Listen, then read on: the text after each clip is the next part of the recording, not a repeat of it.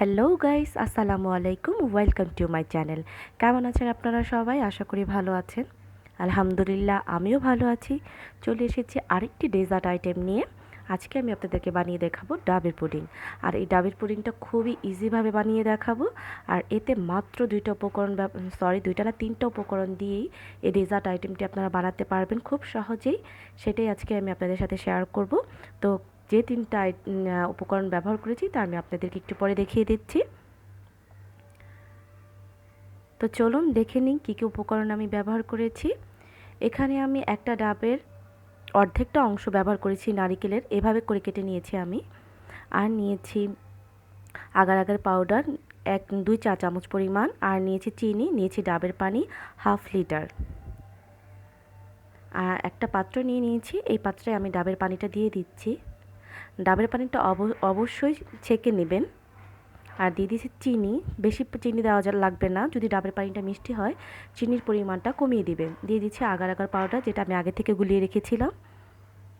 তো খুব ভালো মতো নেড়ে নিচ্ছি আমি। আর এখানে আমি সামান্য পরিমাণে লবণ ব্যবহার করেছি, আপনারা চাইলে লবণটা স্কিপ করতে পারেন।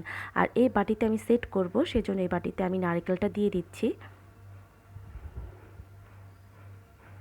আপনারা চাইলে আপনাদের পছন্দ মতো বাটিতে সেট করতে পারেন, কোনো সমস্যা নেই। চলে এসেছি কিচেনে। এবার আমি হাই হিটে এটাকে জাল করে নেব বলক আসা অবধি। তো দেখতে পাচ্ছেন ভালো মতো নাড়তে হবে, নয়তোবা নিচে দলা পাকিয়ে যেতে পারে। তো বেশিক্ষণ জাল করতে হয় না, বলক চলে এসেছে। এখন আমি এটাকে নামিয়ে নেব। তো দেখতে পাচ্ছেন থিকনেস চলে এসেছে। তো এই বাটিটার মধ্যে আমি সেট করব, দিয়ে দিচ্ছি। এখানে আমি 2টা পুডিং বানিয়েছি, তো দিয়ে দিচ্ছি আমি। তো আরেকটা বাটিতেও আমি সেট করে নিচ্ছি, তো ঢেলে দিচ্ছি। তো ঢেলে দেওয়ার পরে এখানে উপর থেকে আমি আরও কিছু নারকেল দিয়ে দিচ্ছি। তো দিয়ে আমি ভালো করে নেড়ে দিচ্ছি। তো এই ডাবের পুডিংটা একটা সমস্যা কি, নারকেলটাও সব উপরে চলে আসে, নিচেরটা ফাঁকা থেকে যায়। তো এই তো আমার পুডিংটা সেট হয়ে গিয়েছে। তো দেখতে পাচ্ছেন আজকের এই রেসিপিটা যদি ভালো লেগে থাকে অবশ্যই আমার ভিডিওতে লাইক দিবেন। আর যারা যারা এখন আমার চ্যানেলটিকে সাবস্ক্রাইব করেনি প্লিজ আমার চ্যানেলটি সাবস্ক্রাইব করবেন, আর পাশে থাকা ছোট্ট বেল বাটনটি বাজিয়ে দিতে ভুলবেন না, যাতে করে নেক্সট ভিডিও আপলোড করার সাথে সাথে নোটিফিকেশন আপনার মোবাইলে চলে যায়।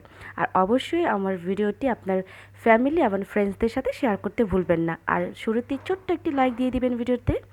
তো দেখতে পাচ্ছেন এই আকর্ষণীয় ডেজার্ট আইটেমটি তৈরি হয়ে গেছে। আমি কেটে দেখাচ্ছি কতটা লোভনীয় হয়েছে এটা। খুবই দারুণ হয়েছে, খেতে কিন্তু খুবই দারুণ লাগে এই পুডিংটা। অবশ্যই বাসায় আপনারা ট্রাই করবেন। তো ভালো থাকবেন, সুস্থ থাকবেন। আল্লাহ হাফেজ।